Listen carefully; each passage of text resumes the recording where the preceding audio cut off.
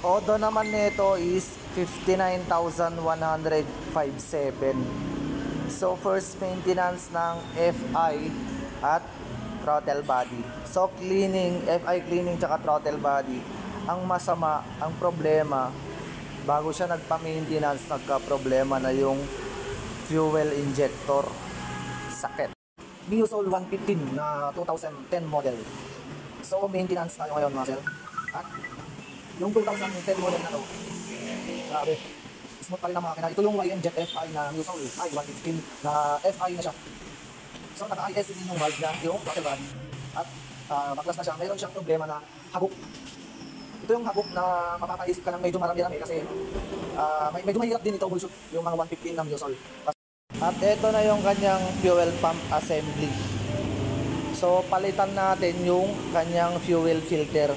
So local na rin yung kanyang fuel filter at ituturo ko kung paano ko tanggalin yung fuel filter ng mabilisan. Hindi mo na kailangan maghirap.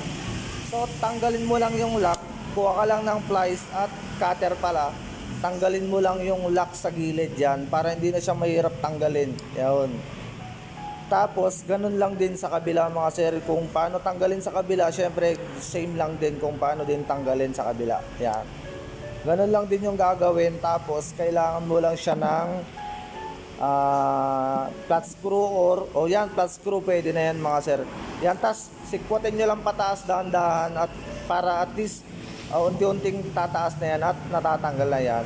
Sa mga nahihirapan magtanggal, ganun lang po yung pagtanggal ng mga sir.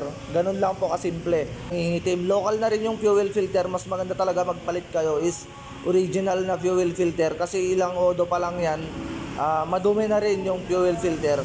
Diyan pa lang yung na-maintenance sa kanya mga sir na napalitan. At hagok nga yung issue nito mga sir. Sobrang lakas ng hagok.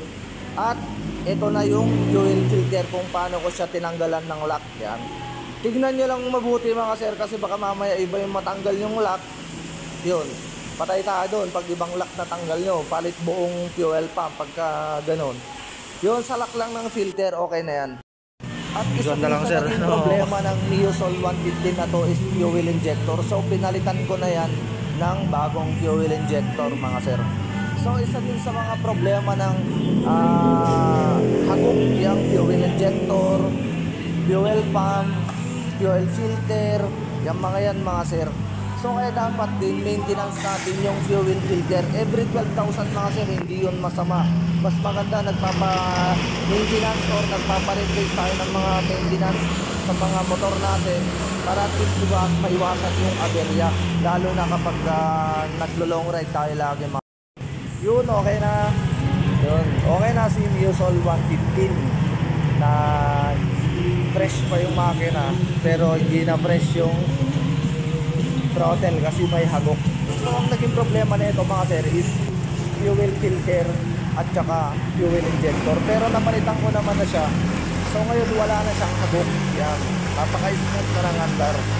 Kanina yan mga sir, pagka nire-rev mo wala na, naghihingalo at hirap na hirap umandar, hirap na hirap mag-start dahil din sa hindi nagpapapalit ng fuel filter. Kaya din nagdumi ng sobra yung fuel injector at hanggang nasira nga yung fuel injector. Kaya ingatan po natin ang motor natin. Alright!